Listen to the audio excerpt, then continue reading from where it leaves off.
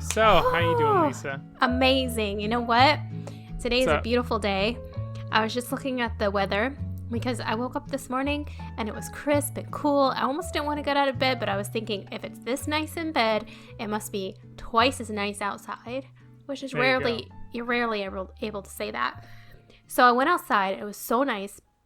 The high today is 76 and the low is 55. Which is crazy for Florida. Crazy. Well, So- at least for April, or what is it, May? It Mid is to May. It is already May, and it's still beautiful weather. I'm kind of disappointed that I can't be outside right now, but it's all for the love of the pod. So Yes, that's yeah, true. it's great. Though hopefully tomorrow will still be nice, but who knows? Florida is so wishy-washy. You never know. We're sacrificing for you guys. Come on. Yeah, it's a huge sacrifice. How are you? I'm not good, Lisa. Oh darn. Things are grim here. Tell you Grim. what. Yes, Okay. grim. Wow. There's Do still some COVID-19 lockdown happening, and I can't have access to a precious resource. Coffee, I'm guessing. No, I have buku coffee, as they say. Okay. I'm flush with the bean. All right. Unfortunately, I told you recently that I got a SodaStream, Yes, you did. which requires refills of CO2.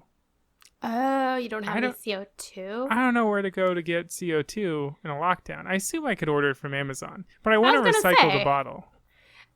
What do you mean? You can't get recyclable ones online? Well, like, I know at Bed Bath & Beyond, you can go in and swap out the bottle you have, and then they will give you, like, a refill bottle. Oh, right. And then it's like, it's not only is it way cheaper, but, you know, it's economical. It's Sure. environmental, if you will. Yeah, all right. I feel So, you know, you. Oh, guess I you're suppose- gonna have to... yeah, I don't know if I want to bite the bullet. I just ran out today, so we'll see if I'm scratching at the walls before you I could probably- inevitably get same-day delivery from Amazon. Can They I don't tell even- you, though? I don't even think they do that anymore right now. I Bruh. don't think... Bruh, let I'm me just tell you saying. something. Okay, tell me. They delivered me a router. I ordered it while I was making breakfast. It came before dinner. No way. Yeah. Wow. Yeah. That's an essential thing. Maybe that's why. Yeah, they just threw it at me. And also an Amazon Basics cable came in the package as nice. well. Wow. It was unfortunately the wrong cable. So, Of course. you know, you win some, you lose some. Well, at least they were fast. Yeah, I actually picked the wrong cable on purpose so that I would down my karma so that the universe had to do something good to make up for it. That is deep. Yeah. When you get a delivery, you get deep. You gotta play your karma game, you know? Right. Well, maybe we should introduce ourselves and say who we are to these people wondering what we're talking about and why. Okay. Because I'm assuming we're recording, right? Are you not recording? No, I am, but I'm assuming this is part of the recording. The live recording is what I'm getting at. Is this live? Hello? We're live. But I mean, is the part of the recording that's going to go live. Okay, sure. Yes. Broadcast, you know. Boop, boop. Boop. All of those things. Yes. So, introduce yourself. Oh, hi. Hello. This is the No Kidding Podcast, and I am Jack Nicholson. I played the Joker in Batman. Lies. That's a wish. That's a dream. I don't Why would know you- if anybody wishes to be Jack Nicholson. I was going to say, why are you dreaming about being the Joker?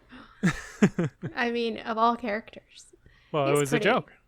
Ah, Yeah. you brought it It's around very- full circle. You really got me there. It's very meta. I am the Joker if you think about it. True.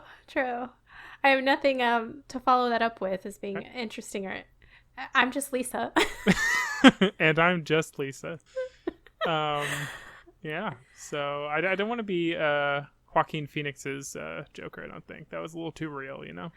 That was creepy. Yeah. Did you see that? I mean, I think I'm thinking of the same one. The most recent Joker film with Joaquin Phoenix? Oh. No, I haven't seen the most recent one. Well, I don't know. When did it come out? Like 2018? Oh. 2019, actually, I think. It was just called Joker. Okay. No, I haven't. Why? Was it really scary? It was just like, it was a really kind of like gritty take on the Joker character, and it just focused on his origin story, I guess. And it was just interesting because they like, there was no like real like superhuman like crazy stuff going on. It was just a guy basically going insane, which it was kind of there were some real parts in there where you feel like they touched on some significant mental illness and like just like unhealthy societal trends, I guess, and kind of stuff like that. Hot topics. Societal trends. Okay. Yeah, just like people getting mob mentality, and also like the more personal adventure of the Joker and his escapades, and touching in mental illness and how people are affected by such things. And but was it actually related to the whole Batman comic, or was it just a take on a regular guy that could potentially be the Batman and imagining this, or not Batman, Joker, and imagining this comic world? Does that make sense? He legitimately lives in the Batman universe. Okay. But it is a very like realistic, like there was nothing in the movie that was like it felt comic-y or like okay. It was very like dark, and it was like realistic, I guess. Okay. Version of the Joker. What I was thinking of before was actually not even the Joker at all. I was thinking of the Scarecrow in one of the Batman movies. Oh yeah. But what's his name? The guy that plays him? Yeah. I don't know. Scully. Anyways, go on. Cillian Murphy? Cillian Murphy. Cillian Murphy? Yeah. Celine? I don't know. Something like that. Yeah, that one was like creepy. That's what I was thinking of. But I was just going to say something too. I was going to say, like, I think the last time I thought the Joker was really good was when Heath Ledger did the Joker. I thought he did a really good job. That is what a lot of people think of. And I think that was, like, I've always been, like, kind of in the back of my head, like, oh, man, it's going to be rough for the next person who follows that up. True. And I feel like they just kind of threw it away with what's his face's Joker? The Jesus-looking guy. What's his name? Jesus-looking guy? Yeah, but they did, like, the really bad ones with all the tattoos. This whole episode's going to be us trying to think of actors' names. Exactly. I don't even know. Are you talking about another actor that played the Joker? Yes, in between Joaquin Phoenix and Heath Ledger. Oh. There was it was the Suicide Squad. Jared Leto. Oh, really? I don't remember that one at all. Yeah, most people either are like, oh my god, that was the worst Joker ever, or are like, who? Yeah.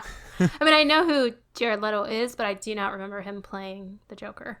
Yeah, he wasn't in it very much even. He was just like, yeah, it was weird. Yeah. Well, maybe that's why they had to go a different direction with the new Joker, to kind of separate themselves from the other styles. It seems like everybody has their own take on what. It's just weird because Batman has been redone so many times, but every time it's different. It's like comes from a different perspective or a different style. Yeah, I think mostly it's like stylistic difference, but I feel like they always do like the origin story. I feel like the problem with a lot of the comic book movies is they like really love to redo the origin story. Like the first movie, it's like we have to do the origin story, and it's always got to be like comic book accurate. So like I don't know how many times I've seen like Mrs. Wayne and her pearls in the alleyway. Oh, like, right, yeah. That scene is like so overplayed, like True. Of their death, and like Bruce Wayne being like no, and then Batman.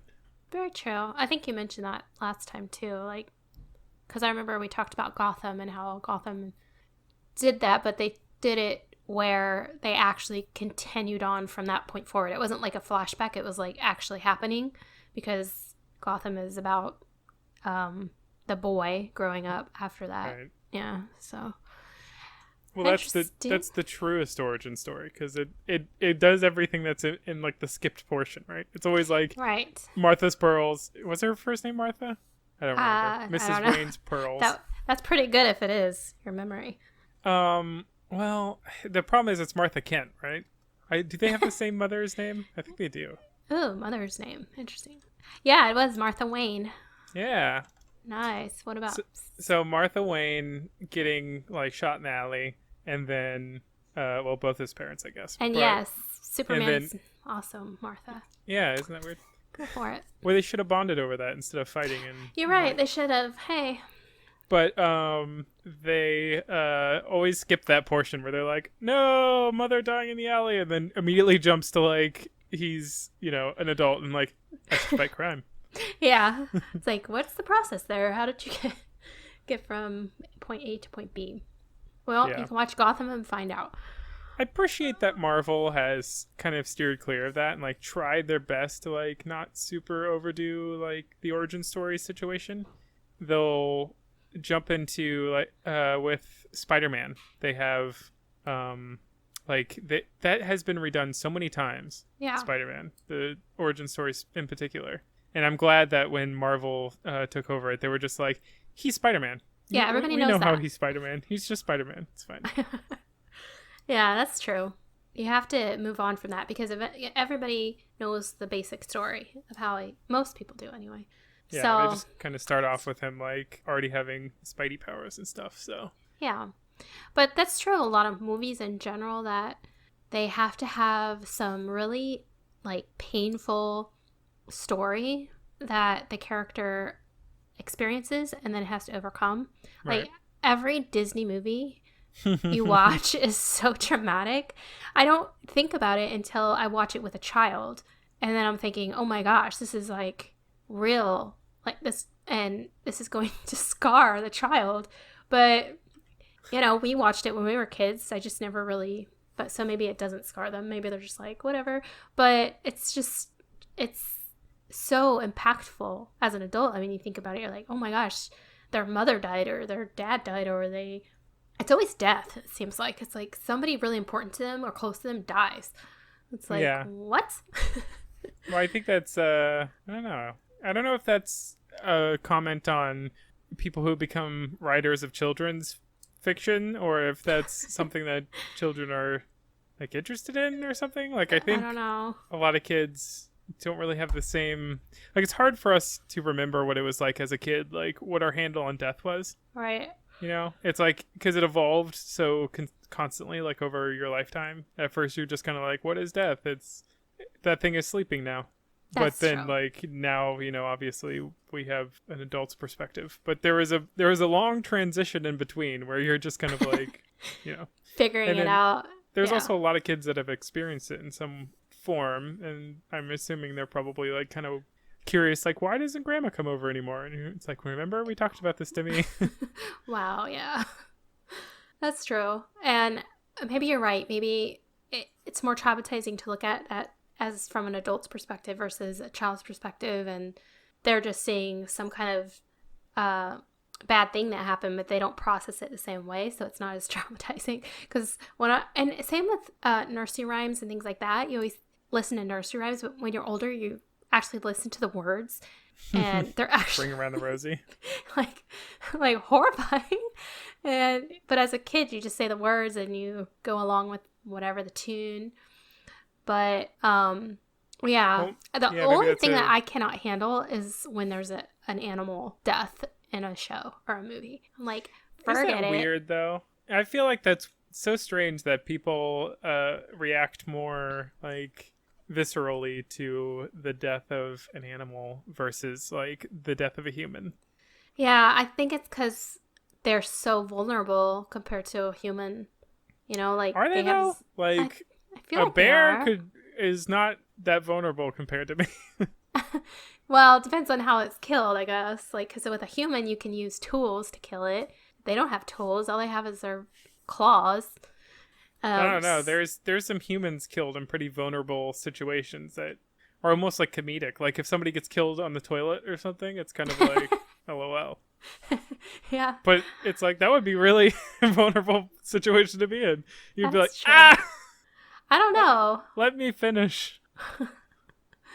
I guess because we're like the masters of the animals. So We feel We like feel like a responsibility. yeah, like a not parental, but just like a what's the Like word? you'd feel for a child, I guess. Yeah, like maybe we just Protective. care about them. I don't know, but it's true. If there's an animal death, it's like, why? Why did you put that in there? Even I was recently watching a show, and a horse died, and it got killed in battle. So they were doing a battle scene, and the horse got killed. And even then, I'm like horrified. I'm like, this poor horse. He didn't go into battle wanting to go into battle and die. Not that any of the people, but there's like everybody's getting slaughtered. But then when the horse gets slaughtered, I'm like, no, Yeah. can't do it. Can't do it anymore. You're like, oh my God. How could they? Oh, yeah, I don't know. Doesn't I make guess any because they're sense. not intelligent, that intelligent. So I feel like they're just going along with their human. And Yeah, and but then, I mean, I feel like there's plenty of dumb people that die in war that's that were just there because someone told them to be. that is true. I don't know, but yeah. Anyways, how have you been doing otherwise? Pretty good, pretty good. I'm wondering what show you're watching that there's horses in battle. Horses? Oh, I was watching The Last Kingdom. Aha. Is that on Yeah. Netflix? It is. There's 4 seasons. And it's one of those ones where I started watching it years ago, forgot it existed because they take so long to put up a new episode or new season. And then I kept getting recommended to watch it, and I was like, I don't want to invest in this long, like it's got 4 seasons. I'm not ready to invest in that much watching. So, because once you start watching something, you're going to binge it. So it's like, Right. I know that's a lot to binge. So I kept putting it off, but it turns out I You had already already seen half of it. I was already caught up. I just forgot. And I was like, okay, finally like, okay, let me give this a shot. So I actually went in and started looking at the episodes just to see what they were what the show was kind of about. And then it had the red mark, it gives you a red mark when you've And you're watched like, something. And I'm like, Who's oh my been gosh, watching my shows? like I watched this already. What the heck? And then then I started watching it. I was like, yeah, I remember this. So, but now because it didn't used to be on Netflix, Yeah. it used to be owned by someone else.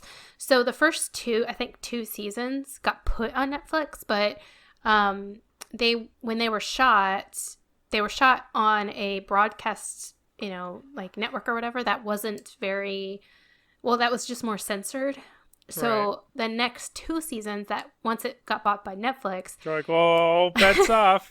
yeah, Gloves are coming off. Here we go. So I think our mother I recommended it before I realized, and then now so she started the journey of watching it, and Right. she's like, oh yeah, this is good. She's in for a ride because it gets pretty pretty intense. So Oh, good. yeah, I mean, you can't beat Game of Thrones, right? So. no, yeah. If she can handle Game of Thrones, she can handle this. This is not. Did she watch Game of Thrones? I don't know. It Wow. seems like probably she wouldn't be into that. I would just be like, I don't listen, know. there's worse. You'll be fine. Just keep Yeah. watching. Just keep Yeah. watching the horses fall. Just keep going. There's really only like 1 or 2 scenes. Actually, that reminds me. Because I came up, my boyfriend and I were talking about. His name's Mike. So Mike and I were talking about animals that get harmed in movies, Sure. and he told me about, and I didn't know this, but the movie Ben-Hur. Have you ever seen that movie? It's one where like the horses are on the what's it called? Like that little bucket that they get carried around in. What's that called? Bucket. Yeah, I keep wanting to say a chalice, but it's definitely not that. Wait, are you saying that they carry other people around, like a chariot? Yes, a chariot. Thank you. Not a chalice, a chariot. I knew it was close. So and I think they race some of, like, it's like a sport. Okay. Sure. Anyways, like a ton of horses got hurt in that movie. Oh, really? And Like I at think- once, or like one after the other? Like just all throughout, like making the movie. Oh boy. So I think that was before they had a strict no animals hurt in the movies kind of thing. Well, that they didn't get the Humane Society stamp. Right. No, of course not. So they just didn't even care. They were just like, let's push these horses to the limit and yeah, and just see like what they can do. And I guess a lot of horses were harmed. Couldn't do that much. What? I guess a lot of horses couldn't do that much. Well, they just, I guess because they were racing them really hard and like around, I don't know. I don't actually know how they got hurt. But They're like, we want them to look like trained race horses. And they're like, these are just like actor horses. right, yeah. So I don't know how they, I don't know. But anyways, and then, so that was one. And then we were talking about a different show, like the Swiss Family Robinson. You remember that show? I mean, it was obviously like way before our time. But they had animals that would fight, but like actually fight. They wouldn't just make it about the movie, or what do you call it? They couldn't, obviously they didn't have CGI back then, but they couldn't replicate it or like make it, my words are removed from my brain today. I don't know what's happening. What am I trying to think of? CGI? No, but like what the word that artificially create the scene. They had to actually use animals fighting. So some animals got hurt because like one scene they had 2 Great Danes attack a tiger. What the heck? Yeah, because what? because in the scene the tiger was supposed to like start coming at the little boy that's in the show, and his 2 Great Danes defend him and attack the tiger. And so the scene, they trained the Great Danes to attack, and so when the tiger came, they like attack, and so they went and they attacked this tiger. And so I don't know if they got hurt during that, but I do know. But we can assume. We can assume. But I do know that the tiger was actually really really did not know what was coming. He was scared. It was like, I imagine so. But I'm thinking about this from both perspectives. Like, geez. He's like, okay, you really want me to attack this thing? Okay. And that's what we were kind of laughing about it, because it was kind of like they're both actors. Like the tiger's an actor and the Great Danes are actors. Like they're supposedly trained to an extent. To an extent, right? And so they're like, okay, on set today, you guys, you're just gonna walk up to this boy, and then some dogs are gonna attack you, but you just kind of look scared. And then he's getting attacked, and all of a sudden these 2 huge dogs that probably are a size he's never even contemplated as being the size of a dog come running at him. Coming from a tiger. Well, yeah, exactly. So the tiger basically looks like he's gonna crap himself. He's very taken off guard, and he tries to run away. He doesn't really fight too much, but they do end up reaching him and jumping on him, and then he has to, of course, fight back. But mostly he's just shocked. Oh my gosh, that's crazy. That's sad. Did you watch Tiger King? Come on, let's. Last time we did COVID-19. Now we'll talk about Tiger King. Yeah, we did. Didn't we talk about Tiger King last time? Oh, you're right. I think we did. Never mind. But yes, I did see it. Skip it. Well, that's definitely. See, it's like those tigers though. They're like caged tigers. They don't know anything about the wild or like trying to fight like another animal. Like they just get fed hawks of meat. That's true. So you don't know how they're going to react if they were to be put, in a weird situation with a real wild animal. Scene. Yeah. Very interesting. I recently rewatched that documentary where the guy is trying to get up close to a polar bear, and then he ends up having to like run into his little enclosure that's like all glass, and the polar bear like tries to open the cages in basically to get to him. Oh no! Oh my gosh, that's crazy. It's pretty legit. Yeah, it's great. So, it's great segment. Yeah, I like how professional the documentarian's being though. He's like, I am literally seconds from death. Like zooming in on the jaws of the like polar bear trying to like get a bite on the cage. Oh my gosh, yeah. It's And he's crazy what like, if people he will puts do. all of his weight on this, I don't think it'll hold. I Because will I guess not survive. that's how he like breaks into seal dens. Is like he'll like jump on top and then break through. Oh, really? What's a seal den look like? That's what I was wondering. I should have watched the whole documentary, but it How basically could seemed you like not? He pack he snow. pulled you in with his drama, and how could you not finish watching it? I like how he ends that segment as the polar bear. Spoiler alert: he eventually gives up and goes away. Oh, As he's going away, he's like, I think I'm overcome more by my fear than my fascination. okay. And I was like, no kidding. Yeah. But yet he's like still so calm and like that was an experience. Amazing. Yeah. It takes a certain type of person. Have you ever seen, there's a YouTuber, not YouTuber, it's like a YouTube channel basically, and it's called what's it called? It's called Wilderness. Brave Wilderness. And it has a guy on there. I don't know his name because I don't like watch it regularly, but the reason I found the channel was because you know this whole thing that's going around about killer hornets, the like mass curing bees. So, yeah, I know there is a thing going around, but what the heck is it about? I haven't looked it up. Like, Okay. what is this?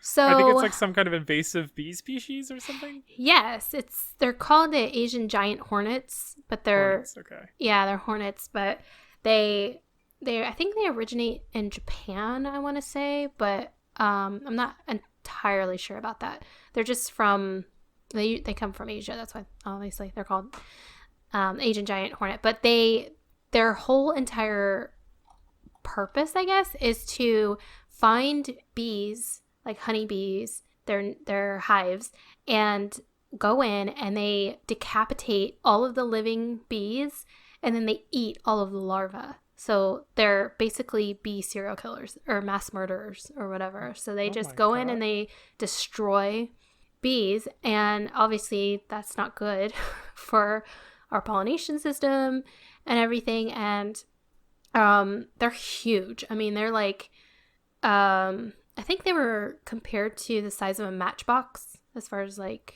the length of them.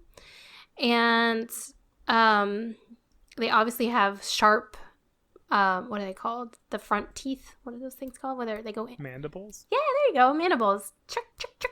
So that's what they use to decapitate the honeybees, but they also have an incredibly severe sting. And so anyway, they can kill people if you get stung by enough of them. I don't know how many you have to get stung by to die, but like children can get really sick. Animals can die from their sting. Oh, no. Like it's pretty bad. But and I don't really know where I think they found them in Washington. So it's pretty far from, it's like the complete opposite from Florida. But well, I mean, if they get on our continent, then it's only a matter of time. That's true. So anyway, but they're really obviously dangerous for honeybees, and honeybees are really important for our ecosystem, so it's kind of bad. But so that's why I was just like kind of looking at that, and I found this guy who is on this channel, Brave Wilderness, and he has a series on this channel. Now, he does lots of other animal encounters, which can be pretty dangerous and stuff, but this series, he basically seeks out all the different types of insects that sting, and then he stings himself with their stinger. Like he puts them on him, it gets stung, and then he goes into immense pain, and then he rates all of these stinging insects on a scale to see like which thing hurts them the most, basically. If you thought the contestants or guests on Hot Ones were crazy, And he's been on Hot Ones, believe it or not. The guy how from could he this, not? I know, it was kind of funny. I mean, I didn't realize that till later, but we did see an episode with him on it. But yeah, basically, he claims it's in the name of science. But I personally think it's a little You're dramatic. like, I think he just likes getting stung by bees. I do. It's a little, he's like super dramatic about it, and I feel like it's unnecessary. Like I don't know. I guess there's no real way to test it unless you actually feel the pain. But then I also think, well, somebody who's I was gonna say crazy enough, maybe dumb enough, maybe whatever it is, to actually sting themselves. Maybe their pain tolerance is higher than the average person. I don't know. But the more I watched the series, I realized it is incredibly painful, like what he is enduring. So obviously he does all the basic ones. He came to Florida and did the red ants, the fire ants. And you know, because you grew up here, that those things suck. Like if you get bit by a bunch of those, that's horrible. And here's the thing, though. One of them isn't too bad. I don't know. They're pretty bad because not only are they so painful, like I don't know if it happens to you, but for me, it swells up so big and then it itches so bad. Like it's the worst itch ever. But it's bad just because it's also like, you know, an open wound. It's just annoying. So scratch. With him, he put both of his hands into an ant pile. A red ant pile. Yeah. And he had to hold it there for 60 seconds. Now, he couldn't make 60 seconds because, that's a really long time. And he got bit all over. First of all, I'm like, why both hands? You just need one sting. Like, just put one. Like, now you don't have any. Not even a hand. Like, why not put some other body part in that you don't need to manipulate the world with? Exactly. Like, I don't know. So he gets covered in them. His hands are covered in bites. They even get, I think, like up on his arm and some on his neck because they crawled up because they had time to crawl. But anyway, so he said that even though it wasn't the very worst sting, it was up there. And it was the worst part about it, he said, is that the ruminating, what's the word I'm looking for? Here we go again. Remunerating. Like the long-lasting effects of the bite lasted 30 days. So it actually lasted a month because his hands, both of them, were swollen for, he said it was like just over a week, like almost 2 weeks. He had just swollen hands. All of the bites puffed up into these white, pus-filled bites, which familiar with that, were incredibly itchy. Right. And then he still had pain like for basically 30 days. And then once they were gone, he still had scars left over from it. So he said that just like was the longest lasting bite, I guess. But the giant hornet, getting back to that, I think that one came in third place. So as the third most painful sting he's ever had. And then the second place was the bullet ant. You've heard of that. That's like a crazy one. So then I assume it gets its name from, it feels like you're getting shot with a bullet. Yeah. That's where the names come from. Or maybe it's the shape of the ant. I don't know. I don't know because the actual name comes from a tribe. Where was the tribe? But the word that the tribe gave it translates to bullet. So that's why they call it the bullet ant. Sure. But I'm not sure why it originated. But there was another. So the most painful sting was actually a different kind of hornet. I can't remember the name of it. But so 2 of the top 3 are hornets. Yeah. So it was the giant Asian hornet or whatever, and then the bullet ant, and then this one, which was like completely yellow, or the yellow jacket. No, it was huge. Like it was. They didn't measure it, but let me see if I can find it. This is my fight music. I have to find the Sting series, Bites and Stings. Okay. Where is the... Okay, it's called the Executioner Wasp, of course. Of course. Right, so it's called the Executioner Wasp. Of course it's called the Executioner Wasp. Yeah. But anyways, I mean, I was kind of taken aback when I first started watching it. I was like, I am not watching this series. Please do not make me watch the series, because my boyfriend really wanted to watch it. And he's like, what? It's educational. And with to the point, the guy who does it, he is I guess you call zoologist. He is a scientific researcher for animals. So he does lend a scientific background to the whole series. So it's they're like, bruh, you are willing to get stung by these? Sit down. I know. But we got a whole menagerie to bring out. I will say that he's not the best. He doesn't take the best precautions or steps. I feel like he's not very organized. But I guess that could be true for a lot of people who do animal encounters, because it's probably very unpredictable and hard to, Or maybe he just gives you that impression for drama. I will say the YouTube channel, it's called Brave Wilderness.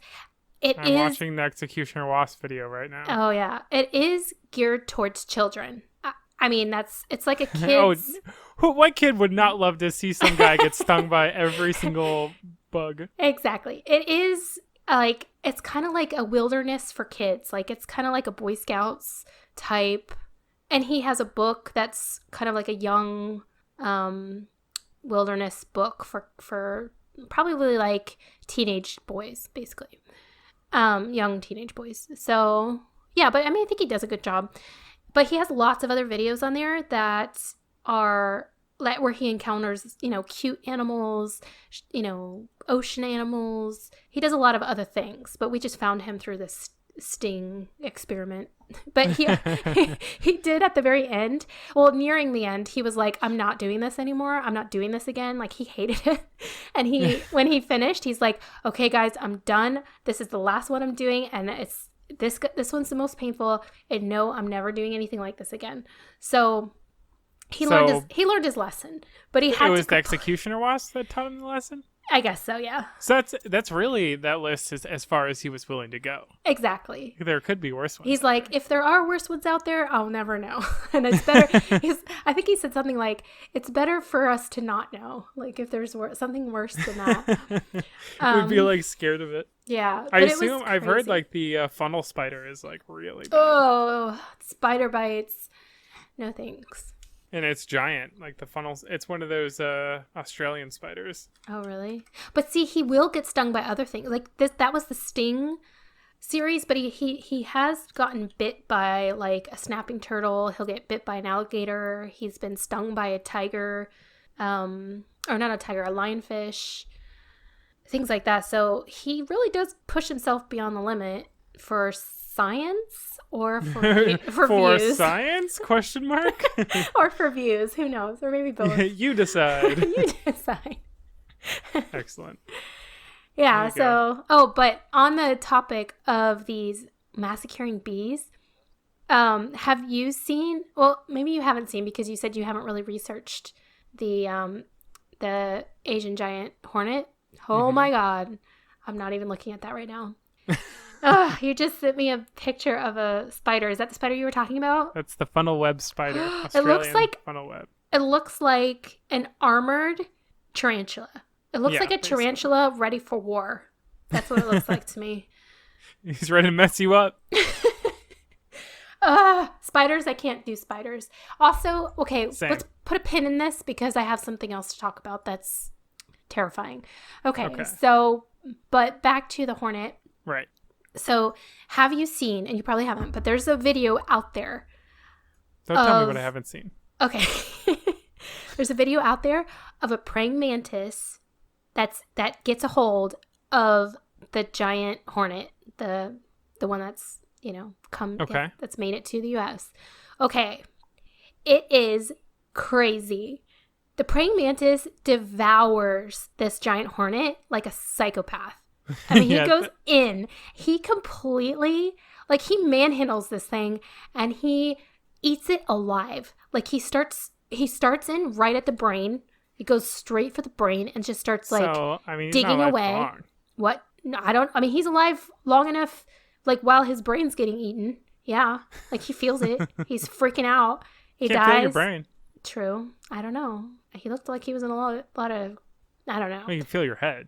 This praying mantis had no sympathy. He was going right in and he decapitates the thing, which ironically is what the giant hornet does. So maybe it's like, I don't know. Maybe it's, It's karma. it's karma. I don't know. See, But- he should have sent himself the wrong cable through Amazon, and his karma would have been in a deficit. Yeah. He would have survived that encounter, or at least been eaten a different way. Oh my god, I don't even know. But this praying mantis ate every single piece of this hornet. Even the, what is it called? Like the sack that he keeps his venom in, and his stinger. That's the last thing he eats is his stinger. And I mean, it's like, gone. Ooh, Yep. that one doesn't agree with me too much. Gone. And I'm convinced that this bug is like the Terminator of all insects. He doesn't, I mean, if he can eat a killer hornet that massacres bees, like this crazy hornet. I have seen a praying mantis eat. It's kind of like the Cookie Monster, but devouring an insect. Oh god, you're right. That's what it is. This is what we need. This solves all our problems. We'll just get a bunch of praying manti, and we'll just that's what I was release them all thinking. over Washington. I was thinking that too. I was like, oh, well, maybe the point of this video is to say, like, don't fear people, because we have a backup plan for. We have an even more psychotic killer. Yeah. So then I'm thinking, okay, but no, you don't know what kind of does damage a praying mantis can do. I don't know. But he does pray, so we know True. He is believes godly. Yeah, he's a God-fearing spider. He does his duty. And he's so clean. Cleans up everything after he's done. He's like, Cleans up after himself. yeah. But murder hornet versus a praying mantis. oh yeah, you got to see the video. I would send you a link if I Oh could man, find it. yeah, he gets right like behind his neck. And he Yeah. just pops out an eye and starts going. And did you see him like bang his head down, like he's trying to get his head out, and he's like, nope, boom. I mean, I already feel bad for the murder hornet. He's like Exactly. desperately trying to stab him with his stinger, but it's all wrong. It's too late, dude. I know. I felt late. really bad for him. This is another thing. Like, you know how we feel bad for animals, and this thing is like if it got near you, you would kill it. You'd be like, get away from me, hornet. But to see him getting attacked by this mantis, I'm like, no, let him go. I don't know. It does bring out. But let me tell you, that mantis knew exactly what to do. He's got him in like the perfect headlock. Yes, he does. He's got him in the death grip. Yeah, he's like, oh, I see that stinger. You ain't getting me with that. Whack! Isn't that crazy? Anyway, so while we're talking about insects, what I was going to say, in my area, every year there's this, like all of these baby, I don't know, locusts or grasshoppers. Grasshoppers, the black and yellow ones, right? Yeah. I mean, I'm not 100% sure of the difference, because I read somewhere that grasshoppers and locusts are the same thing. It's just that one is social and one's antisocial. Like, one is in a pack and one is not, but they're like the same exact Hey, score one for the species. antisocial group. But, true. Plus, they don't swarm. So, but then that's another thing. Then I also read that one can fly and one doesn't fly, which seems like a pretty significant difference to me. Like, you can't in one sentence say they're exactly the same. It's just in their behavior that they're different. One's social and one's not. And then go on to say, there's a possibility that the difference is that one can fly and one doesn't. Because if there was another human out there that could fly, I would say they're completely different than me. And I would definitely want to fly. But in this case, I would not want this grasshopper to fly. And if it does fly, that would be like a living nightmare for me, honestly. But I don't think they fly. But they are so Want some terrifying. data from the Australian government? Do I? I don't know. Locusts are large herbivorous insects that can be serious pests to agriculture due to their ability to form dense and highly mobile swarms. Mm-hmm. What is the difference between locusts and grasshoppers? Locusts and grasshoppers are the same in appearance, but locusts can exist on two different behavioral states, solitary and gregarious, whereas most grasshoppers do not. When the population density is low, locusts behave as individuals, much like grasshoppers. See? However, when the locust population density is high, individuals undergo physiological and behavioral changes known as phase polymorphism, and they form a gregariously behaving bands of nymphs or swarms of adults. That basically says one's antisocial and one's not, right? I mean, Well, it seems like they're exactly the same until except for if the population gets really high of grasshoppers, they're still chill. They're still like cool, yeah. If the locust population gets high, they're like, let's go freaking rage on stuff. They form riots. Yeah, that is what they do. They're nasty, crazy rioters. But yeah, like I'm pretty sure, I don't know, but I'm pretty sure that the one that lives around me does not fly. I think he just like hops around or walks around.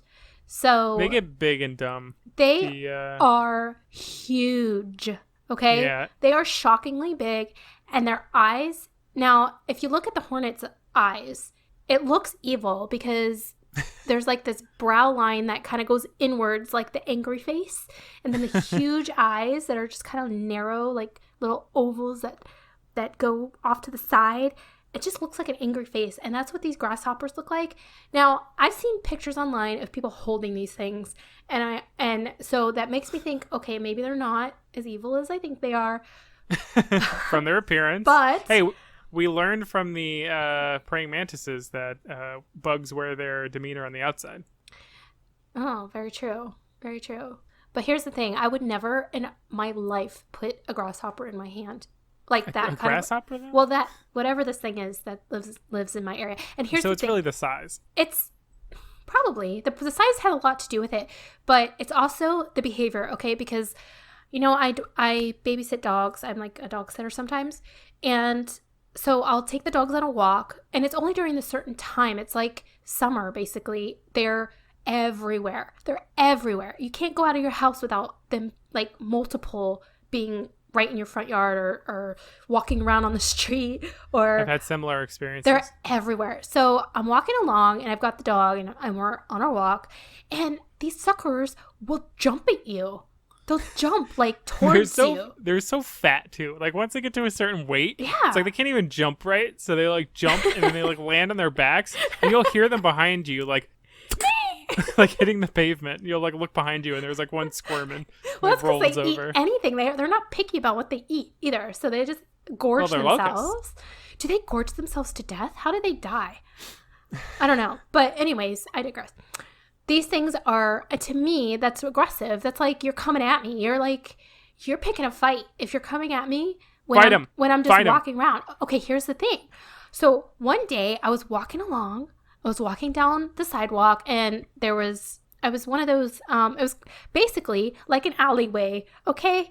There was trees on both sides of me, and then there's the sidewalk. So it's not like I can just, run away. So I'm walking down the sidewalk, this little nature alleyway, and what do I come across? What's in front of me? Dude, these grasshoppers, there was 3 of them. And they ganged up. They were blocking the sidewalk. They were jumping you. They were. I felt like I was being attacked. I felt like I was being robbed. Like these things were coming at me. They blocked the sidewalk. I couldn't go forwards. You're like, hey, you in our alley? And the more I moved, they started jumping at me. Oh my gosh, I'd never been more terrified. Like, come here. Oh my god. I don't know. So ever since that day, I've just been like, no, they didn't take anything. I got away. They didn't take anything. Good. But every time I walk past that spot, I always think about that. And I'm always looking around like, where are you? Yeah, maybe they're waiting for their next victim. That's the thing. Like, why? Why are they jumping at me? Why Have you ever seen West Side Story? Yeah. You got to tape up your hands next time you go out so you're ready for a fight. Boom, boom. Well, I've got shoes on. I guess I could kick them. But here's the thing. Like, if this thing landed on me, and this could be an irrational fear because I doubt that they would actually hurt me. It would just be like a huge bug on me. But I would flip out. You would be on the floor laughing at my hysterics because, I don't know. Here's the thing. I've never seen them really in Florida before. And I think it's because I moved here into this location like a year and a half ago. And that's the first time that I've noticed them because they're really, really densely populated here for some reason. I don't know why. Yeah, you're out like kind of in the boonies. I was once living in Lake County, and that's when I first started seeing them. They're not really in like central Orlando area, but yeah, once you get out there, they get dense. It's too much for me sometimes. Like I just can't. I can't go outside. But just can't do it. They ruin my life. But Wow. other than that, and I also have an irrational fear of cockroaches. I don't know the if big ones, the palmetto ones? Yeah, like I don't know if we've talked about this yet, but I will have a panic attack if I have a roach in Sounds my like room. anything bigger than a quarter, really. Yeah. Now, that's probably true because spiders, I'm not like terrified of small spiders, but which is ironic because I'm pretty sure the smaller the spider, the more dangerous they are. Is that true? That's generally the case, at least in America. Like Yeah, brown widows and black widows oh gosh. and brown recluse, they'll mess you up. Well, brown recluse can get huge too. No, the brown Or recluse, is it the its wood max size spider? is Are pretty those small. the wood spiders? Yeah, those aren't. The brown recluse are the ones that'll they're Ugh. lethal. Okay. But you're probably thinking of like the wolf spiders or the hunter spiders. Yeah, that's what I'm thinking of. And those I can't like. Yeah, so I think it is just a size thing. It's like an insect should not be the size of my hand. It just should You not. tell 'em. Once You it tell them becomes they shouldn't be. They next should time not you're in that be. alley. If it gets the size of my hand, it's no longer an insect. It's either Dinosaur. an alien, a dinosaur, or a creature of some kind. So it does not belong. But I would never hurt them like intentionally. That's another problem is I'm afraid that one's going to attack me or jump on me or something. And I'm going to have to hurt it. And I do not like hurting animals, even ones I hate. Like, Oh my god! And imagine like the volume of that pop. ugh! No, I will not. Let's move on. We're changing the subject. Okay, yeah, so they're called Eastern Luber grasshoppers. Those are the ones that live Luber. near me. Yeah, Luber. And So they're German. do you know what Luber means? Very slick, Lazy. very moist. No. Oh, yeah, Gross. that's So basically they're lazy, but to me, they're aggressive. So anyway. they're aggressive. They're aggressively lazy. They're like, hey, They are. they seem like a bunch of drunks that just stumbled out of a bar. They're always like hopping and like laying on their side. Oh, And they're yeah. like, ugh. Oh man, they're huge. It's so unnerving. Anyways, got anything else? So what about a tarantula? Would you ever hold a tarantula? No, I did see. No, I wouldn't. And I don't really get that. I know that, didn't they say that they don't eat, or not eat, but they don't bite humans?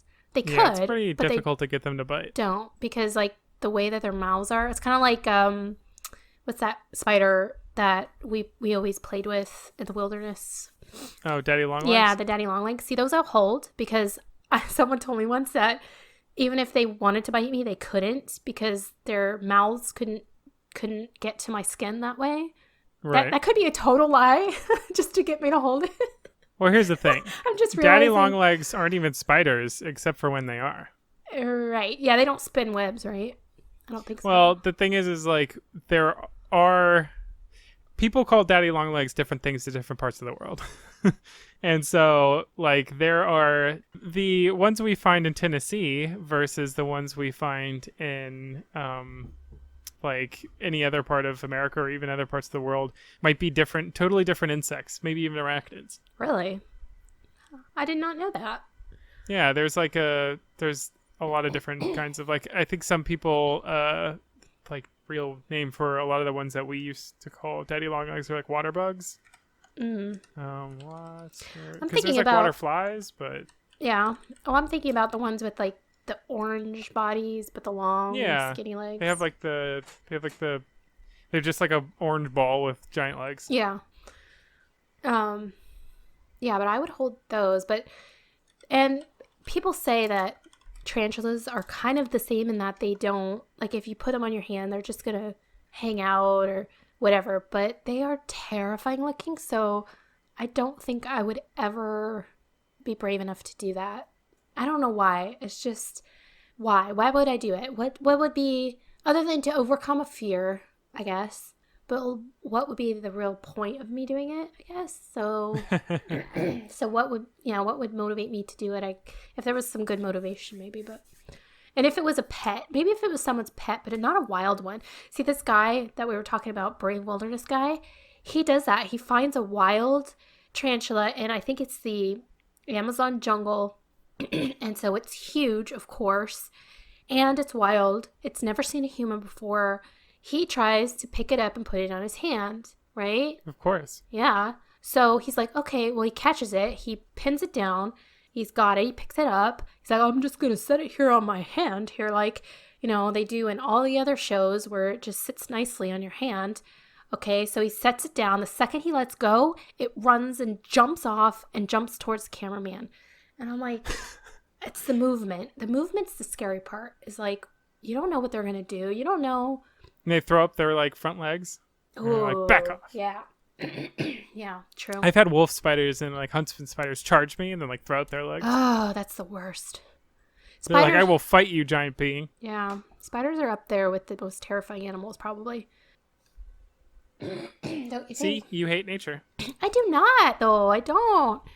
You hate them. I love nature. I love most. Just accept spiders or most nature. Grasshoppers or. I'm sure they serve a purpose, but I don't know what it is. Because grasshoppers, they basically just are born to eat. But do they actually? What do they give back? What do they give back to the world? Same with roaches. What do they give back? No. Look, it's a cute spider. It is not cute. It's wearing eyeliner or mascara. Actually, if you really look at the eyes, they're kind of cute. I won't lie. But those green things in the middle, what is that? Or are those his eyes? They're crawling on you. Are those the eyes, the green part or the black part? I think they're both its eyes. Oh, are they just for two different purposes? You don't know about this?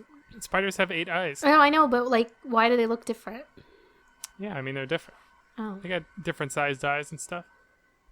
I thought they were all the same I size. don't know, do spiders always have 8 eyes? I feel like I've seen a lot of spiders, and a lot of them don't have that many looking eyes. They're hiding. This is making me uncomfortable. Yeah, I don't want to look at that for too long. I might have I don't bad like to think dreams. too hard about spiders. Right. So, do you have a fear of spiders? Yeah, of course. Come on. They're hellspawn. They are kind of... I'm on your side. Well, see, Don't like, get me at wrong. least spiders... Okay, so like I was saying, grasshoppers, pretty sure they don't give back to the world too much. Cockroaches, they live through everything and anything. They're indestructible for the most part. But they, like, what do they really give back? Like, what do they do to help? I don't know, but it doesn't seem like much. But a spider, I feel like a spider at least, has a redeeming quality of having purpose in the world. Like, I feel like it's... What, to eat? Well, to consume? It eats other bugs that are becoming, overpopulated maybe. If I had a spider in my house, not like a crazy creepy one, but, one I could live with. The kind I could live with. It would eat the roach that I despise. So but it would have to be bigger than that roach. No, well, would it? I guess you're right. It'd have to be at least as big, I would imagine. I don't know. Maybe. I like to think that anyways. So, I don't know. Did you find out if all spiders have 8 eyes? Oh, let's see. How many eyes do spiders have? 8 eyes. That's just a big Google result. Just Google's 8. like, don't even bother clicking on a webpage. Okay. There's a website called Wonderopolis. This looks like a kid's site. And it starts off with a joke. That's cute. Yeah, this is a kid's article.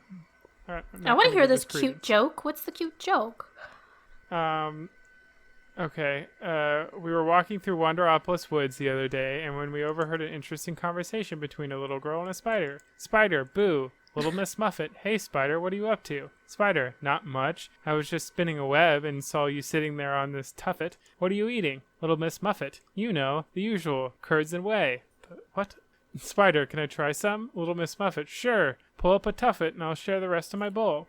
I don't know how that's really a joke. I thought this was a quick joke. But that does bring up a good point. See, spiders are also within very endearing stories, like Charlotte's Web, the Muffet thing. I feel like we're trying to brainwash kids into not being afraid of spiders, but because it's so terrifying. Maybe. Yeah. Have you ever been out in Gainesville, Paynes Prairie? Yes. You been out there? Yeah, sure. You ever seen the golden orb weavers? Maybe. I don't know. We went during a time of year, I don't know what the heck was going on, but we had to literally at one point I had to crawl under because like there were so many webs across the walkway. Like we Okay. couldn't. It was like a predefined trail, and it was like right at the beginning, and we were like ducking and weaving through them, and we are Ooh. like, okay, there must be a patch of them here. But the longer we went, the more spiders there were. It was crazy, Oh my god. and it was like every time I went under one, I was like, "Ugh, don't drop." That's where you need to have one of those sticks to like, which you kind of But- feel bad about because you know they Yeah, at spent that point, I'm 24 like, hours. they own that pathway at this I point. know. That's I'm kind the of visitor. that is my line. That's kind of like how I feel about it. Whenever I have to hurt an animal, like a bug that's in my house, I try as much as I can. I try to catch the bug and release it outside. But if The it's roach. No. You're like, I toast those suckers. I'm sorry to say, and I will. It makes me want to like tear up saying this because I genuinely do not like hurting animals. But there is not a roach that will be in my house and will survive, and that's kind of where. And that is irrational and that is mean because I know like technically this bug cannot really hurt me as far as I know. So that's really disappointing. But I'll give you the plague. I genuinely have like an irrational fear of those things and I, like will not sleep in my room until it's gone. Cannot It's a bad one to have a fear of. function. So anyways, but I kind of draw the line saying like if I go out into the world, if I go out like you said, like into the wilderness or in my backyard or wherever, and I'm coming into their habitat and saying like, oh, sorry, I disturbed you. I'll back away. I'll leave you be. But once they cross into my world or my habitat or my home, then it's kind of not, I'm kind of more, what's the word? Likely to not feel so bad about. You're like, this is my home and I will defend it Yeah. from Basically, you creepy crawlies. that's how I justify it anyways. But 9 times out of 10, I do try and catch and release it. I've had caterpillars in my house. I've had lizards in the house. What else have I had in this house? And other houses for sure. Like we had a snake in a house once. So you mean 9 out of 10 species. Catch and release. Yes. Basically, yes, exactly. Like if it's not a roach, it's pretty safe that I will catch and release it. But if it's a roach, but I will say there's been ants that have invaded, and unfortunately, the only way to get rid of those was ant traps or whatever they're called. Ant motels. No, it's basically like a liquid and it's a poison. So I forget what they're called, but the ants that go out hunting for food and they go and get food and then they bring the food back. Scouting ants. Yeah, the scouting ants. They get the food and they bring it back to the nest. So they come and they're supposed to eat the poison, take the poison, eat it, and then like bring it back to the nest and feed it to the nest. And then the net eventually. They all die. Yeah. And that's sad because ants, Now they're in their own home. well, they're in the home, in my home. So And that's poison, which is a coward's weapon. it is. I agree. I mean, like, but if you can't get to them because, like, these ants that came in, I think they're called ghost ants. They're very small, but they live in the walls. So they're so small that they can fit inside of the walls somehow. And so you can't actually get to the nest. That's the Wow. only way you can get to the nest is to use the poison, I guess. So, what was I going to say? So do they phase right through the wall like a ghost? Yeah, that's basically what it's like. They just disappear somehow into the wall, and you're like, where? Because you could follow the trail, and then eventually you'll get to a spot where there's no more. Like, they're going somewhere, but you don't know where they're going. So, it's true. But I will say that ants are some of the most fascinating insects, so I have a lot of respect for ants, you know? Except for when you're killing them. Except for when, yeah, they're, like, swarming my kitchen, or they actually started in another room where someone left Coke, a bottle. Uh-oh. Yeah. That's how you get ants. Yeah. Anything else you want to talk about on this episode? Because we're rounding out about an hour here. Trying to think of more insect-related things. Let's see. How do you feel about ticks? No, can't do ticks. Ticks? No, I've had to pull a few ticks off of my dogs, and that was not fun. Technically, that still counts as arachnophobia. Really? Are they part arachnid? They're 100% arachnid. That's what I meant to say. 100%. Are they 100%? Like scorpions. How do you feel about scorpions? We've had scorpions in the house, and I've never seen a scorpion in like the wild. I've never seen a wild scorpion. Really? Yeah. Where do you see them? I mean, I've seen them in like zoos and stuff, or like in a like pet shop or something. Oh, well. I've never seen like a scorpion just walking around. They're exotic to me. Interesting. Well, we had some at the old house over at Tortuga, because we lived. Maybe it's because we lived right near a wildlife conservation area, and yeah, they got into the house. They were usually in the tub. A lot of the times we find them inside the bathtubs. They were small. They weren't like big ones, but yeah, I don't You ever get stung by a scorpion? prefer them. Not that I know of. But I don't like to think about what's crawling around on my face at night, so you never know. You know you eat 7 spiders a year. Not really, no. Just when you're sleeping? No, that's not real. I don't believe it. You have a good, what do they call it? Bullshit meter. Yeah. Got it good. Yeah, so I'm marking off Central and South America along with Australia now for their bug habitat. Like, we'll not go there as long as there's bugs. We'll not go anywhere as long as there's bugs. I'm like off and on about Asia now because of that killer wasp. Yeah. But now it's in America, so well, the I'm not safe. executioner wasp, remember? Yeah, that's why I'm crossing off South and Central America. Oh, that's where you found where they are?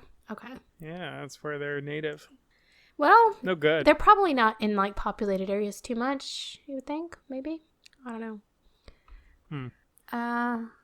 Yeah. So we'll just have to put up with it. Actually, I don't think we have too bad of like venomous stuff here that could really, not that I know of. I mean, especially in populated areas in Florida. There's the brown recluse and the I think black widows both. Yeah, we do have exist in Florida. That's true. We do have black widows. Never seen one though. I've seen one. Either of them. I've actually seen one in your backyard. Ah. Yeah, it was actually on the actually right outside your sliding glass door. All right, that's enough for this I'm episode. not even joking. Thanks for tuning in. Thanks for tuning in, everybody. I'm happy you stopped by. Don't think about what creepy crawlies are crawling around under your floorboards. Come back. Stay safe. Come back soon. Well, with this kind of content, how can they stay away? Exactly. See you next Excellent. time. Bye. To be continued. The cheerio will be